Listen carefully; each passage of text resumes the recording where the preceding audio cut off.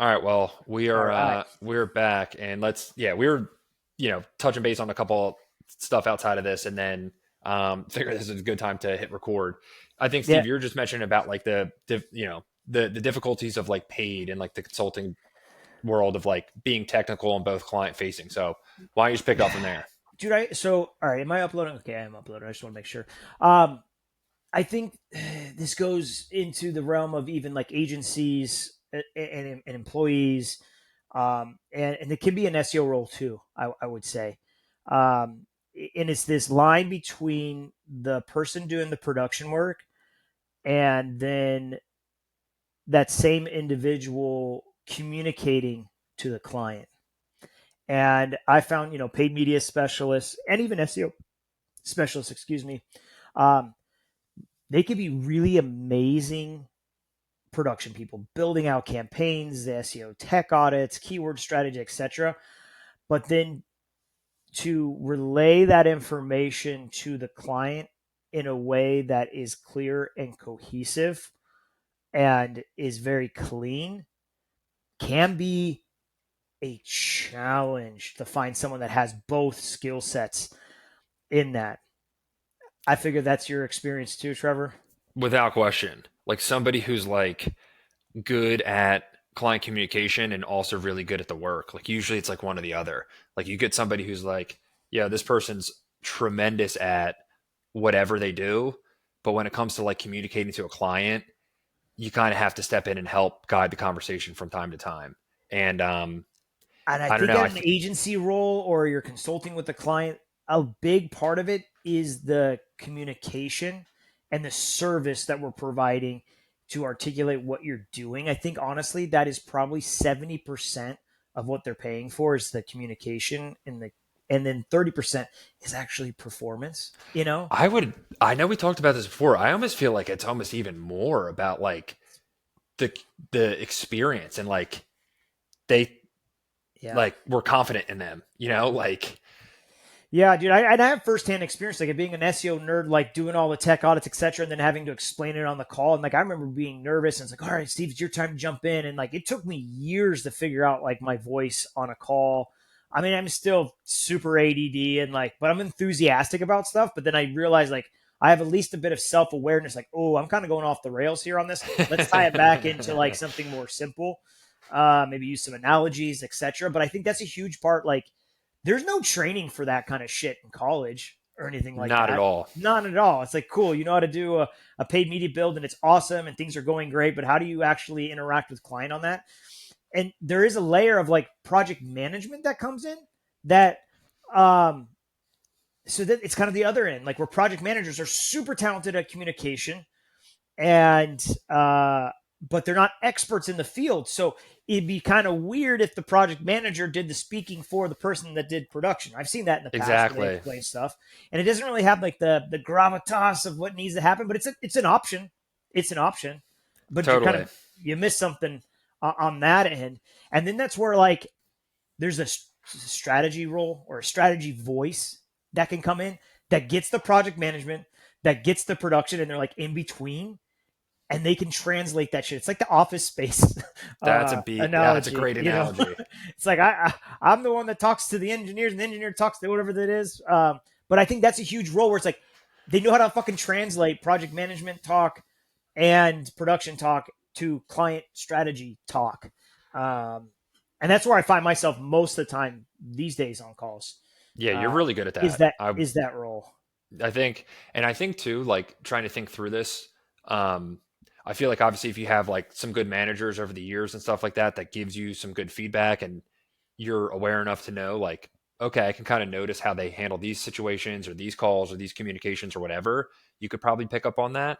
Um But I also think too, like running your own agency and running your own business, even if it's not an agency, um, I feel like you have a whole different perspective on the consulting experience because you're not going to get in the, for example, if we were to hire somebody to do something, whatever that might be, like, sure, I'd like to kind of know the details, like a little bit at a high level. But at the end of the day, it's like, hey, you're going to do this thing and produce this outcome that's kind of what we're like. I don't need you to get into the nitty gritty of exactly how machine learning and AI intersect and smart bidding with this hash state. Like there's a level where it's like a client doesn't need to know this.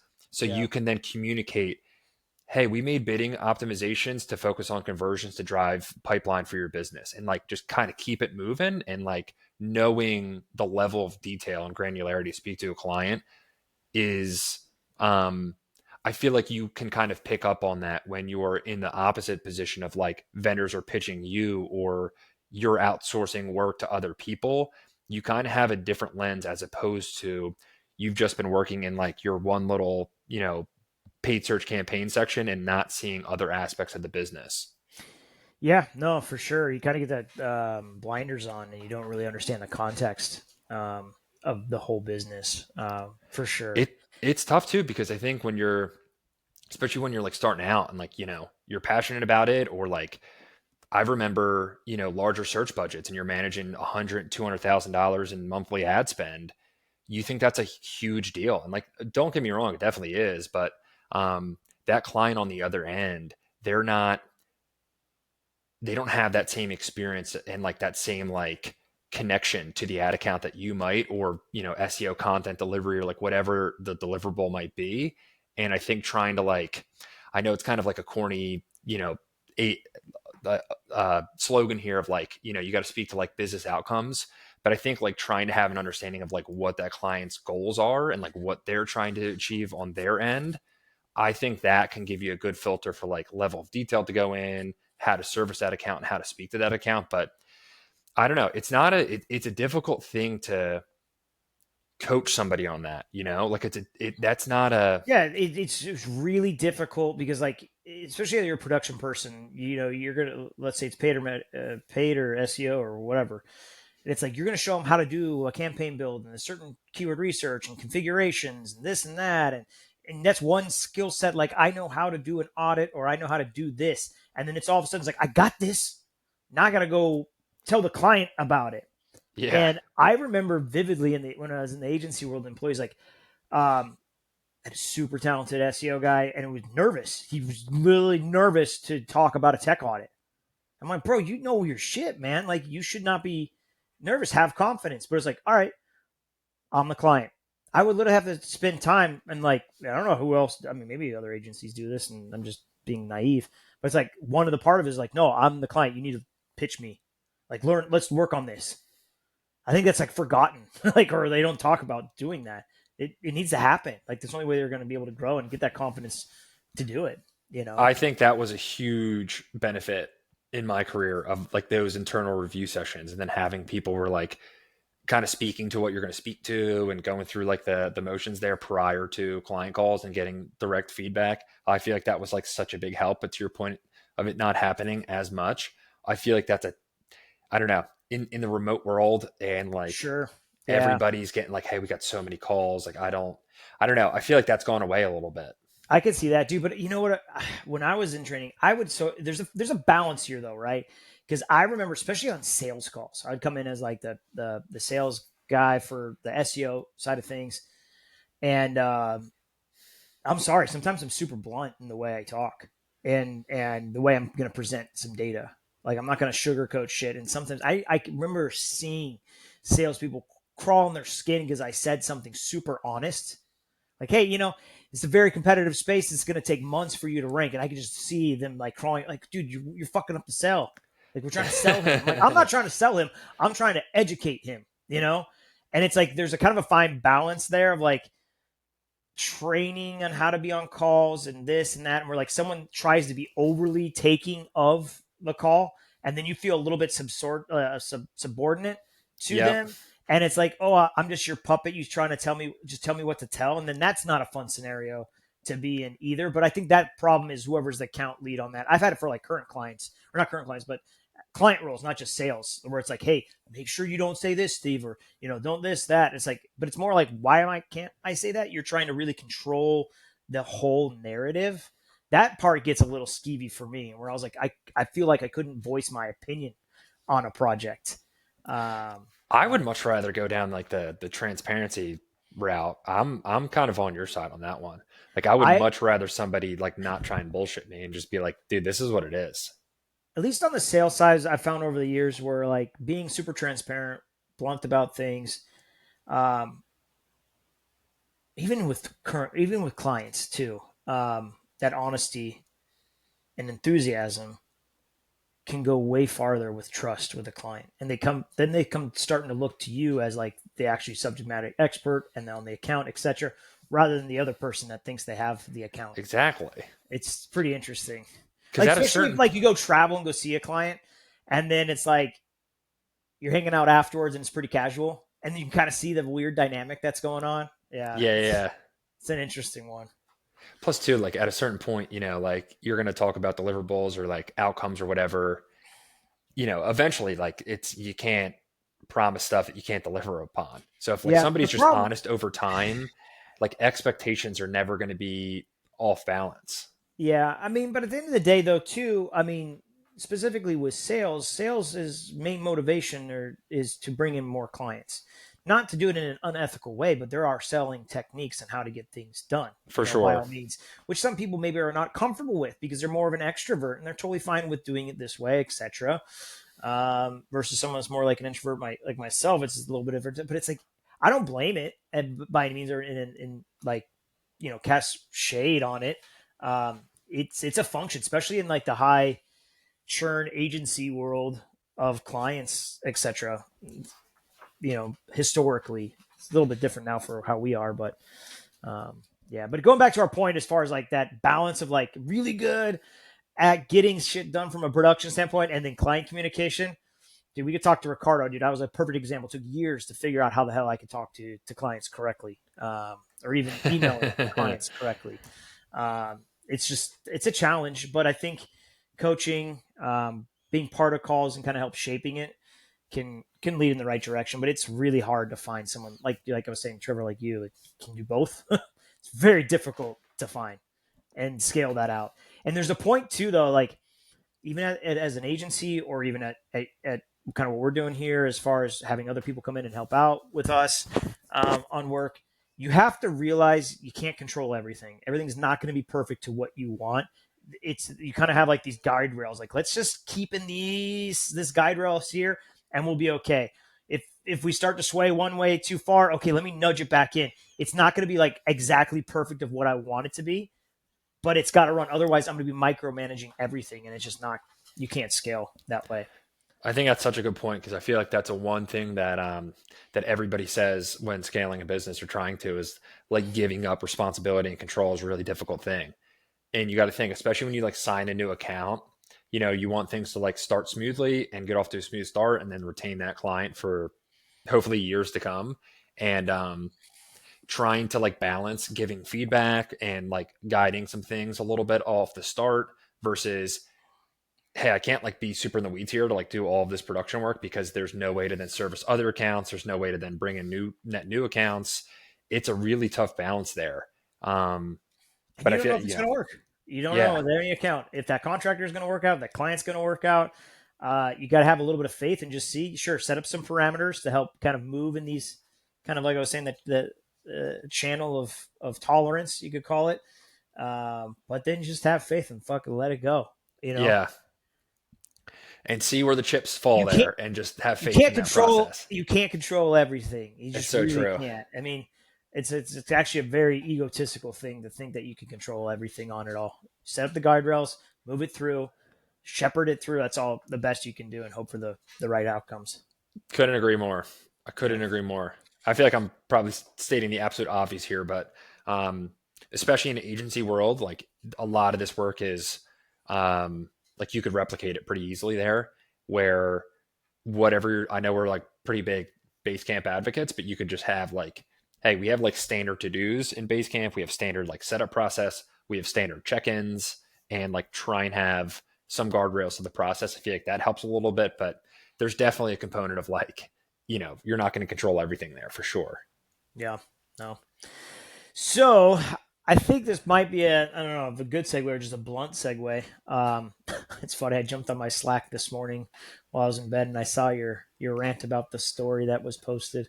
or I posted in our channel. I think maybe we talk about that. Oh, for sure. I feel like we're in this like AI moment where like, and I don't know, you could tee it up like what the update is, but I don't know. I feel like I'm getting to this point where like I don't know. It seems like an awkward. I don't know. I see like certain things that like again, not sure if they're like a net positive here. So like maybe you just update what the Yeah, what the topic is, and release then we'll go is. from there. All right. So yeah, yesterday. So what was that? September 25th. ChatGPT announced ChatGPT Pulse, a background agent which delivers updates to you every day on topics of interest. And There's then a little read video. Sam Altman's tweet Yeah, about let me what get he that said up. here. Let's read This Sam's. was like the most fascinating thing ever. I don't know if you want to like screen share this so we at least like give some Yeah, creds. let me But this tweet, I was like, let's share screen here. some people are going to be like, "Yo, this is incredible! Wow, so cool," and then other people are going to be like, very dystopian. Yeah, let me see what is going on. Let me try to get to my share screen here. Do share. Okay, I can't share right now. I think it's just glitchy. If you want to share, All right, let me pull this thing up here. yeah, I think it's I something feel like going it's on. worth just at least like sharing, just so we could like Yeah, no, for have a sure. visual here. It reminds me of something in a sci-fi movie, like 100%. Thank Uh, you. Yes, like without you question. know, it's like you wake up in the morning and you walk by a screen. My Alexa kind of even tries to do this right now, or it says "Good morning," or my watch does it even. It's like, here's your morning report, and it's kind of what it is. It's kind of like a morning report for ChatGPT. Yeah, so they're calling it Pulse, I don't as see you your stated screen. there. Maybe it is working. I don't know. It'll show in the So recording. I got it pulled up here. I'll just Okay. quickly read it. So this is from Sam Altman, September 25th.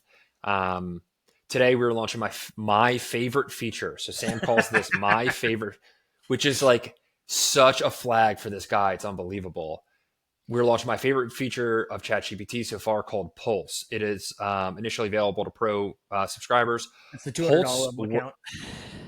Pulse works for you overnight and it keeps thinking about your interests, your connected data, your recent chats, and more. Every morning, you get a custom generated set of stuff you might be interested in. Well, I mean, Google Alerts has been around for years, but it performs super well if you tell ChatGPT more about what's important to you. This is unbelievable right here. In regular chat, you can mention, I'd like to go visit Bora Bora someday, or my kid is 6 months old and I'm interested in developmental milestones. And in the future, you might get useful updates. Think of treating ChatGPT like a super competent personal assistant. Sometimes you ask for things you need in the moment, but if you share general preferences, it will do a good job for you proactively. This also points out to what I believe the future of ChatGPT, a shift from being reactive to being significantly proactive and extremely personalized. This is an early look. It might be available now to pro, etc. So then, if you go into like the pro version of what it is, it's like literally like, hey, my kid is 6 months old and I'm interested in this developmental milestone, or I'm interested in, recovering from an ACL injury. Like what are daily tips for me to do to improve upon those things? So that's the overview of Pulse. I'm curious, Steve, like what your thoughts were when you first like read this tweet here, and then I'll read what I pinged you earlier. Um, like I said, it reminds me of like a sci-fi movie. It's like your digital screen pops up. It's like, "Good morning, Steve. Today on the schedule, you have this, and this, and your kids are doing this in this year grade." And I see where it's trying to be helpful, but you have to disclose quite a bit. That's insane. That's crazy. Especially too, just given the fact that we know that like ChatGPT stuff, like some like chats and stuff are being indexed by Google at a certain point. Like, where does all this information ultimately live? Which is like crazy to think that you're just going to share this all to some company. Um, like what could go wrong there? But just thinking about like this is my favorite update yet, and it's basically like, hey, tell me what to think today and tell me what to do today is basically what you're super pumped about. You were so pumped about a robot every morning telling you, hey, this is what you should be thinking about today, and this is what you should do actively So I today. think I think it impacts your like free will or free choice or whatever you want to call it. I'm not sure if that's the right word or terminology. It's like where you wake up and you determine what you do, right? You have that self motivation. I got to do this, that, and you got to think about it, right? This kind of eliminates it and tries to optimize it and puts the decision elsewhere. I think it's pretty scary on where that could lead as far as something over time. If I don't know, it could be something even malicious. I doubt it's going to be malicious, but it could be, right? You just put a couple of different themes of like, I don't know, man, not even just political leanings or like just whatever. You could get to a point where it'll influence you it can sway you. That's what's kind of weird to me. It's like, It's well, so weird. And yeah. I've heard so many, like listen to so many podcasts, conspiracy theories and stuff. Like it's just fun to do. And there's this whole concept of like, MK Ultra and like the CIA trying to do like mind control and study those things. And this concept of like This is how you having the do it. ability, huh? This is how you do it right here. Right. And like the thought of like, hey, can we like put thoughts into other people's minds and like influence them? That's literally what this is. Like I'm reading this and I'm like, this seems so obvious that like this is then going to try and push people towards something. Like there's no other way, even if it's something positive or not that big a deal. Even the fact that like that is trying to be pushed, I don't know, is such a flag. And I mentioned this to you. I'm like, well, if we get to a point in society where everybody's just like, I don't know, like let me chat GPT it, and like just all you're doing is like chat GPTing things, Yeah. and then you're waking up in the morning and then you're just getting told like here's what you should think, here's what you should do today. And hey, I got a long email. I'm not going to read it. I'm going to have an LLM summarize it. And I'm not going to do this write up. I'm going to have an LLM do it for me.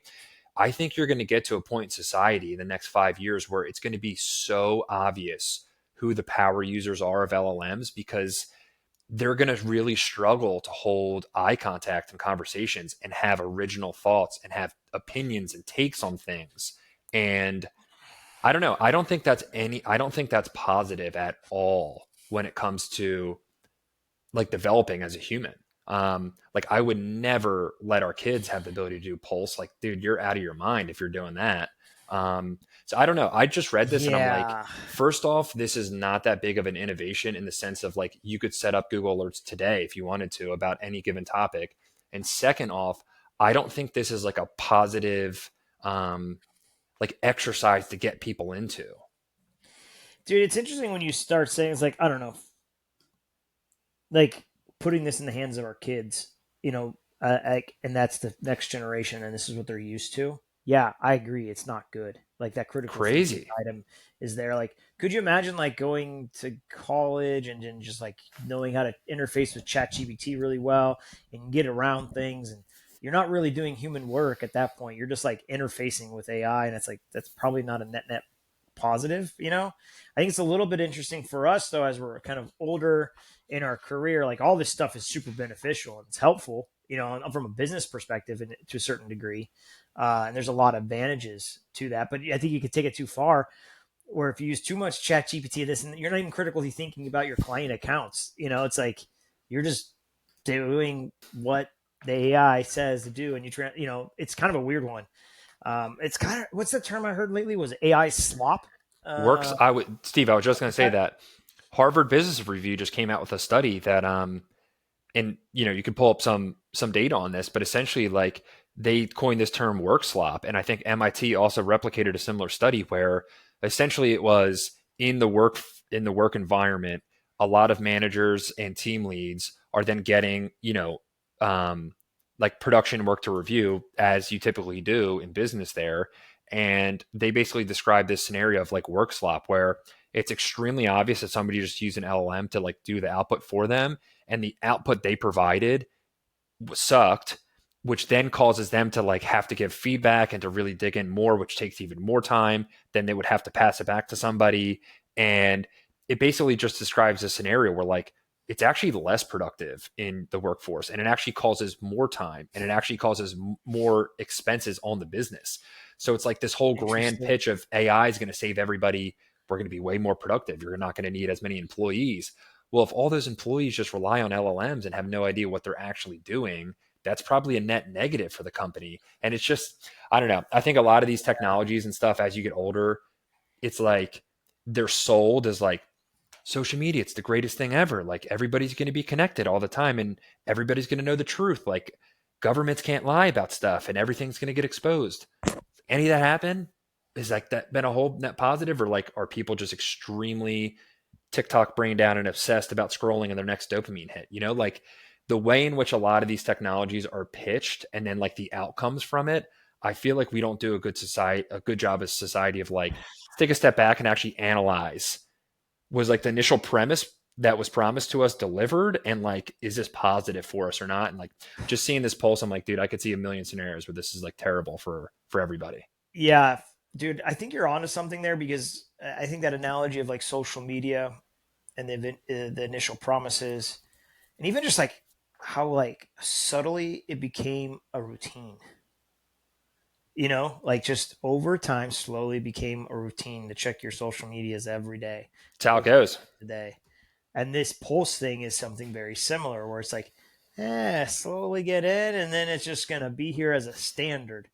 Hey, And like let me get this news topic stuff, and then that goes to the next thing, and that builds on the next thing, and then at a certain point, it's yeah, like your whole life is being ran by a robot. yeah, it's a weird one too because it's like, okay, maybe then people make the argument of like it'll give you more time to do other things. What other things? Going outside and touching grass. Yeah, what other exactly? Like, I mean, that sounds awesome, but yeah, it's a weird one. Like, I and don't I like don't it at think people are all. going to see it, and it's going to be so. I think it's one of those things where it's going to be too late before we like it's happening. Like It's you just done, dude. The cat's out of the bag. It's done. It's yeah. it's game over. It's already done. Like I just couldn't even Um, imagine being super early on in my career right now with all this shit going on and be like, dude, this is wild. Like, oh, hang on. it's definitely interesting for sure. Like no doubt about that. But the other thing too that I was going to mention is I think we chatted about this before. I heard it on some podcast or some interview that they basically said that like the way in which they try and structure their day to be as productive as possible within their business is they think about like playing offense and defense, and Yeah, I essentially remember from that. like Yeah, the moment they wake up till like 12 or noon, they won't check any socials and they won't check any emails or slacks, and like they're all doing like what they want to work on and what they think is going to drive the business forward. So like, obviously kind of like tough to do of like emails and Slack. Sometimes there's like some emergencies that pop up, especially in this remote world, it's kind of tough. But yeah, I think the main kind of like through line there is like you want to wake up and not get into technology immediately. Like the last thing you should do is wake up and immediately look at like Twitter and Instagram, because your brain just gets flooded with so much stuff, and you just totally lost control of like your thoughts to start your day, as opposed to you're going to wake up and you're going to do a workout, you're going to go for a walk, you're going to do coffee with your partner, or if you're going to get right into work, you're going to work on what you want to. If you just wake up and it's just like social TikTok brain, TikTok up, ChatGPT, tell me what to think and what to do. I I don't know how you can make a positive spin on that. I have no idea how yeah. you could Probably do a that. lot more mental health issues too now because of this. Has to be. You know. I feel like this is one of those things where it's like it's so obvious, but cat's out of the bag. It's gonna happen. It's gonna Yeah. happen. Luckily, The this one is other only thing for the too that I 200. think is This is only for the $200 subscription so far. So, yeah, but it for can't be now. that. Yeah, I'm sure it's not difficult to roll this out for the rest of everyone from a cost perspective. But dude, this is okay. So I'll keep going on the rant on because you mentioned this a couple months ago. I just came up in one of my I can't remember where I came across, but it was news stories again about the cost of fucking electricity, paying for these data centers to do all this shit, and it's going back down to the consumer. I think there's like a law in North Carolina they're trying to pass, and that's where we're supposed to be. Like, yeah, no, sorry, consumers got to take on this extra burden, and it's like, whoa, I didn't even ask for this. I don't need this pulse thing to do this and that. Thinking overnight, like, how much money is that going to cost? Like, I didn't ask for this. Why am I paying for this? And Oh it's my like, oh god. man, that's wild too. And it's like, dang, The other thing too that's like ironic about that as well is Rand Fishkin, he put out a video on like daily searches on I ChatGPT versus just saw Google that search and before all we that jumped stuff. on. Yeah, Yeah, I and think they see it all. the one thing that I thought was really interesting that he called out in there, he's like, well, there's like probably 25 to 40% of queries daily that are just APIs that are just businesses hitting that as an API. So it's like a lot of the actual usage is just like, companies just like hitting it with their APIs, and it's not even actual like humans using the product in that I've sense. used So the it's API before. It's fun, and it's like, oh, it's running in the background, it's doing its thing. But yeah, it's not even actual humans. And that's kind of what I was talking. I think it was the other day. Yeah, it was the last time we talked about like humans doing human work, or no, bots talking to bots. Oh yeah, it was the whole dark web traffic of like just yeah, bots yeah. visiting websites. It's the same thing with like API requests going out, this, that. Who knows if they're efficient? All this like energy being used from things that we don't know. Weird. I would urge everybody listening, you know, I think we do a pretty good job here of like not getting political on this podcast, and like rightfully so. It's not necessarily like makes a ton of sense unless it has like legislation impacts. But listen to Tucker Carlson interview Sam Altman and take a step back and think: is this the guy that you want leading the global effort on artificial intelligence and pushing all of this stuff forward? Is it that bad? And dude, it is wild. It is wild. I haven't. And just like normal fair questions. I thought, I mean, Yeah. Tucker does, watching him interview somebody is just incredible because he's like he just hits you with that like stern face. So you're probably sitting there like just rattled sometimes with like some of the Yeah. questions and like his Yeah. his energy. But dude, just fair questions. And it's like really interesting to hear Sam speak about a lot of these different topics. But I don't know. I think sometimes like in life you can kind of think about, and I think a lot of this is breaking down now in society. But I don't know. I feel like there's a certain time where growing up, I'm like, yeah, dude, Jeff Bezos is so smart and Zuckerberg is so smart, and like all these people who are doing this, like they're just like so smart and so intelligent, like they're going to lead us in the right direction. But in reality, dude, they're all humans, and like people are extremely flawed, and people have biases, and people just like, we're just trying to like make money and just trying to like do shit and like don't necessarily have like a roadmap. So it's like, yeah, I don't know. I don't know if Sam Altman's like the best person to like push this forward, to be totally honest. But like we keep saying, I think the cat's out of the bag, and it is what it is. It's like there's no stopping this train. Dude, honestly, I feel like the last, I don't know, man, our generation and like I mean, I'm 43 and going through, how old are you, Trevor? 32. Okay, so we got a 10-year gap, but it's like it's interesting to see the gap. It's not that much difference of like the experience that we're feeling going through like the craziest shit in history. I feel Oh, for like it's sure. been a wild 10 years, and it's only going to get crazier between political stuff, be it with COVID, be it with AI, be it with some wars, be it with just people getting it's just crazy, dude. Like it is just a wild time to be alive. Insane. And It's I feel like a lot of this does map back to like technology. Like I like how Freeberg is like on the All In podcast of like trying to be positive about technology and not be like super like anti-technology and everything. Like I yeah. really respect that because I think it's important in society, obviously. But I think if we take a step back and actually think like, okay, the rollout of social media was just a net positive for society. I think you could really pretty, if you're just being rational and like not biased, I think you could easily correlate that to like it just riled everything up. And everybody's now on a side, and everybody's just in their little algorithmic rabbit hole, and it's team A versus team B, and like just getting riled up about like I see like stuff on social that like people are like defriending other people because they made a post about Charlie Kirk, and like I saw a clip today like the other day about like bridesmaids, like she cut off like all contact from her bridesmaids because they posted about Kirk. Yeah. Like that is People crazy that we're at that people are point in getting society. yeah, people are just getting angry and they think it's justified anger, and it's there's really no point to be angry. It's just so It's weird. not. It's Yeah. just so weird. Especially when you sit back and think like we're literally like on a rock, like Flying through fucking space. flying through space, Yeah. and like nobody knows how we like actually got here and like what this all truly means. But like you're gonna get so riled up from like a little TikTok clip. It's just so crazy. No, for sure, man. It's like quality of life too. It's like you just want to be able to be comfortable in your own skin and be joyful, and that's not much to ask, but it's hard to do. It really Yeah, is. there's a lot of things you got to be disciplined and do to get to that point, because there's so many temptations and distractions that pull away from it. So, I mean, I think The everybody's kind of going through it, but and we could probably wrap here, but the last thing that I will say is, I think tied to the like economics of AI there, and like I think like OpenAI has on the roadmap, like they'll get to profitability in like 2030 or 2031, and how much investment that's going to be needed to get to that point. And just talking about work slop, it's like I know that we're still early days here, but I don't know if AI is going to produce the return that we once thought it was. And I think that's like a really interesting concept.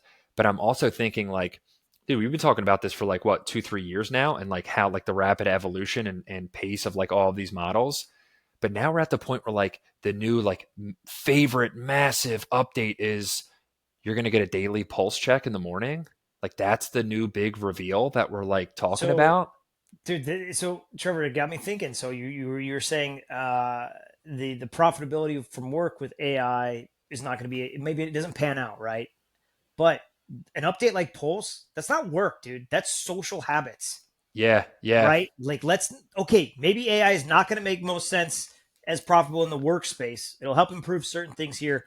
Okay, so well then how do we else keep it around? We weave it into everyday life, as far Dude, as that's like such social a good trait. point. Oh, it's like, yeah, pivot. Let's add this part in. You can't live without your pulse, Trevor. You wake up every morning and you have to think about what you need to do and how We got things are that going. covered. You know how Stop to that. raise your kids. It's like, dude, that's their way in. They're just kind of worming in on the social side of things, where it's going to be a daily habitual item that you're looking forward to. Another That's little so good, dopamine dude. hit. It's like instead of opening your email inbox, you have your pulse, and it's brought to you by ChatGPT, and you pay $20 to $200 a month for it. You can't live without it, Trevor. How would that? It's like trying to navigate somewhere without a map.